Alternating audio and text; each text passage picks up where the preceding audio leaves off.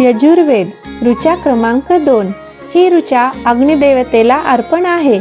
अग्नी म्हणजे प्रकाश, शुद्धता, कृती आणि देवांपर्यंत पोहोचवणारा माध्यम। स्वाहा म्हणजे समर्पणाने अर्पण करणे। इंद्र मम, हे माझं नाही, हे यज्ञाचं आहे, हे अग्नीचं आहे।